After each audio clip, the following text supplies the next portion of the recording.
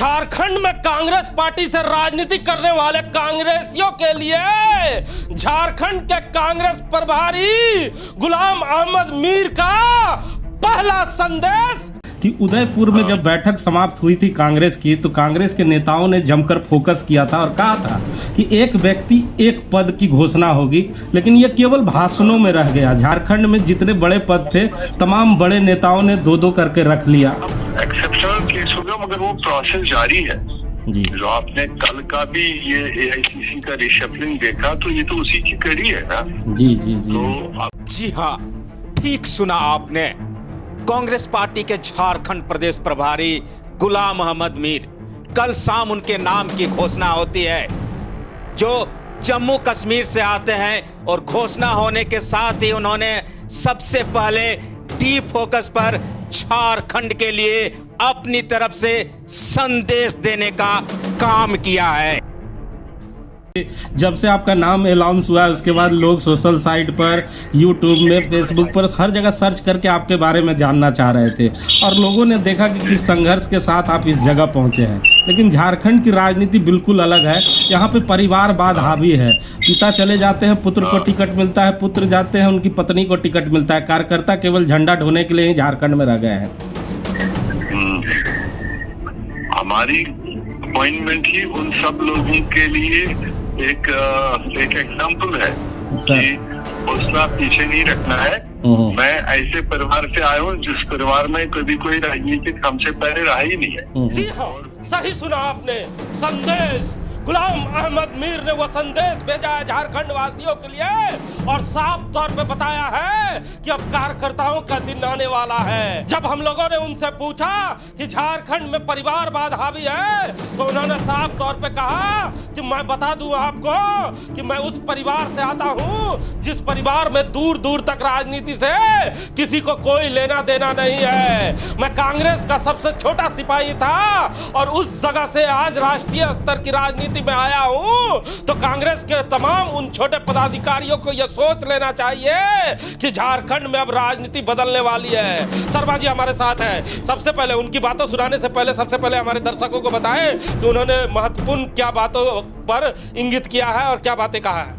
हिमांशु जी, एक तरह से कहिए तो अब कांग्रेस, जैसा कि उन्होंने साफ साफ शब्दों में डी फोकस से एक्सक्लूसिव बातचीत में कहा है, वो मैं बताने जा रहा हूं कि मैं जिस व्यक्ति की से आप बात कर रहे हैं, यानी गुलाम अहमद मीर से, जिन्हें झारखंड प्रदेश का प्रभारी कांग्रेस पार्टी ने बनाया है, और जो लोग ये सोचते हैं कि झारखंड में या देश के किसी भी हिस्से में कांग्रेस पार्टी में रहकर अपनी सोचेंगे, अपनी मनमानी करेंगे या परिवारवाद की बात करेंगे, तो उन्हें मैं एक संदेश हूँ, मैं एक प्रेरणा स्रोत हूँ, क्योंकि मेरे परिवार में मुझसे पहले किसी ने राजनीति नहीं की और मैंने ब्लॉक स्तर से शुरू कर आज देश स्तर तक कांग्रेस पार्टी ने मुझे जो जिम्मेदारी दी है, तो मुझे देखकर कार्यकर्ता काम करे और उन्हें उनके काम के अनुसार, उनके मेहनत के अनुसार, उनके डेडिकेशन के अनुसार जरूर स्थान। चलिए जल्दी जल्दी आपको सबसे पहले सीधे आपको उनकी बातों को सुनाते हैं जो उन्होंने डी फोकस से पूरी बात की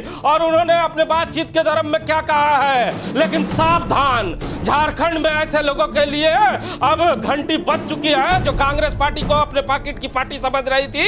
ऐसे लोगों के लिए अब सावधान की घंटी बज चुकी है, क्योंकि गुलाम अहमद मीर का आगमन अब झारखंड होने जा रहा है। चलिए आपको सबसे पहले सुनाते हैं कि गुलाम अहमद मीर ने डी फोकस से खास बातचीत में क्या कुछ कहा है। पहले तो आपको ढेर सारी बधाई, आप झारखंड आ रहे हैं, तो सबसे पहले झारखंड के लोगों के लिए क्या संदेश होगा सर? झारखंड के लोग बहादुर लोग हैं और देश में हमेशा उनका कंट्रीब्यूशन रहा है, देश बनाने में उनका योगदान रहा है। और आज के चैलेंजिंग टाइम्स में जो 2024 का लोकसभा चुनाव आ रहा है, उस पर बड़ी नजरें हैं झारखंड पर और झारखंड के हमारे साथियों पर। मेरे ख्याल से जिस तरह से वो यूनाइटेडली फिलहाल ऑर्गेनाइजेशनली आगे बढ़ रहे हैं, उसको और मुस्तैदी से आगे बढ़ाना है। और झारखंड का अवाम अगर पीछे हमारे जो मैनिफेस्टोज रहे हैं कोalition सरकार के, तो उसको जिस तरह से हुकूमत भी डोर टू डोर जा रही है और लोगों को पूछ रही, मेरे ख्याल से वो अपने आप में एक बहुत बड़ा स्टेप है। लोगों को सेटिस्फाई करना, कोई भी सरकार, कोई भी जमात लोगों के लिए होती है। नंबर 2, लोग सेटिस्फाई होंगे तो आगे आने वाले वक्तों में और मजबूती के साथ इंडियन नेशनल कांग्रेस और उसकी पॉलिसीज को मजबूत करेंगे।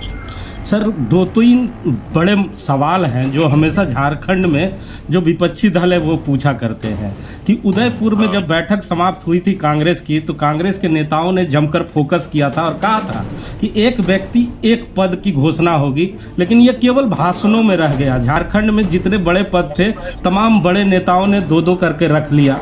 एक्सेप्शनल केस होगा, मगर वो प्रोसेस जारी है जी। जो आपने कल का भी ये AICC का रिशफलिंग देखा, तो ये तो उसी की कड़ी है ना।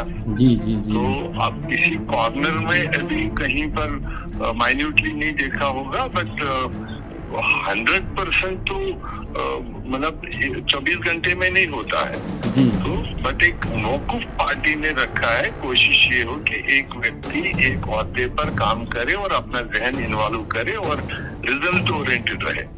तो अब कई जगह तंजीमों में आती है प्रॉब्लम, कई बार एक्सपर्टाइज की कमी होती है, किसी आदमी को डबल जिम्मेदारी देनी पड़ती है जब तक दूसरा आदमी तैयार हो जाएगा। तो उसको अब आकर के जब हम एनालिसिस करेंगे, वहाँ पर रिव्यू करेंगे, उसको हम देख लेंगे। आप मुझे वो आइडेंटिफाई कर लेना, देख लेंगे। सर, एक और प्रश्न है कि राहुल गांधी ने बीजेपी से पूछा था कि बीजेपी ओबीसी के लिए क्या दिया है ओबीसी को, लेकिन झारखंड में लोग पूछ रहे हैं कि कांग्रेस पार्टी ने ओबीसी को क्या दिया। यहाँ जितने भी महत्वपूर्ण पद हैं वहाँ ओबीसी को कहीं जगह ही नहीं मिला। तो ओबीसी हमेशा यहाँ पे दरकिनार किया जाता है, तो हमेशा ये सवालें उठती हैं। वो भी रिव्यू करेंगे, क्योंकि अभी तो मैंने रात को तो अनाउंसमेंट हुआ।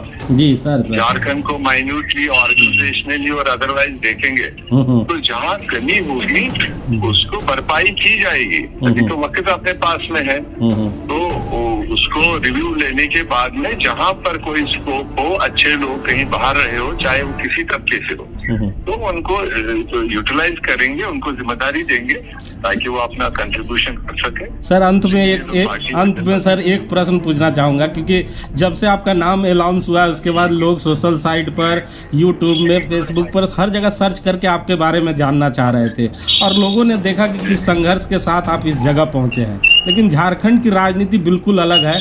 यहाँ पे परिवारवाद हावी है। पिता चले जाते हैं, पुत्र को टिकट मिलता है, पुत्र जाते हैं, उनकी पत्नी को टिकट मिलता है। कार्यकर्ता केवल झंडा ढोने के लिए ही झारखंड में रह गए हैं। हमारी अपॉइंटमेंट ही उन सब लोगों के लिए एक एग्जाम्पल है कि हौसला पीछे नहीं रखना है। मैं ऐसे परिवार से आया हूँ जिस परिवार में कभी कोई राजनीतिक हमसे पहले रहा ही नहीं है, और बूथ का एजेंट मैं सबसे पहले बना हूँ 77-80 में, और बूथ से ब्लॉक, ब्लॉक से डिस्ट्रिक्ट, डिस्ट्रिक्ट से स्टेट, स्टेट से आज ये नेशनल असाइनमेंट मिली। तो ये उन सब के लिए एक एग्जाम्पल है कि सिंसियरली काम करो, डेडिकेशन के साथ काम करो, और लीडरशिप चारों तरफ नजर रखती है। तो अगर आपके झारखंड में आपकी नजर से कोई इस तरह के व्यक्ति हो जो अपने आप को नेग्लेक्ट करते होंगे, हम रिव्यू करेंगे और उनको यूटिलाइज करेंगे, उनको स्थान देंगे। बहुत धन्यवाद सर, डी फोकस से बात करने के लिए। फिर से झारखंड आने की आपकी ढेर सारी बधाई। Thank you. हमारे पूरे झारखंड के जो दर्शक है वो जानना चाहते हैं कि आखिर मीर साहब कौन है। जी बिल्कुल, मैं आपको बता दूं, उनका संक्षिप्त परिचय में बता देता हूं कि ये जम्मू कश्मीर के अनंतनाग जिले से आते हैं।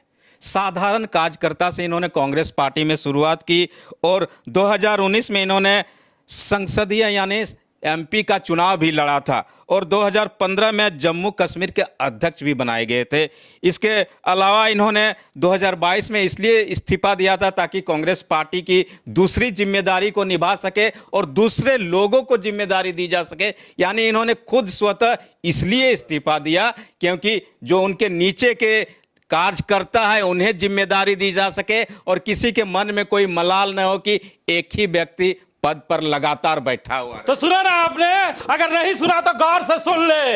ये वो शख्स है जिसने प्रदेश अध्यक्ष की कुर्सी से इस्तीफा इसलिए दे दिया था कि उनके नीचे वाले कार्यकर्ताओं को भी सम्मान मिल सके। लेकिन झारखंड की राजनीति में आज तक ऐसा ना हुआ कि कोई नेता अपने स्वतः कुर्सी छोड़कर अपने कार्यकर्ताओं को आगे बढ़ाने का प्रयास करता हो। लेकिन झारखंड की राजनीति में उस शख्स का एंट्री हो रहा है जिसने कुर्सी की परवाह कभी नहीं की है। है। अब तो गुलाम अहमद मीर साहब जब झारखंड की धरती पे आएंगे तो क्या बदलाव लेकर आएंगे ये वक्त ही बताएगा।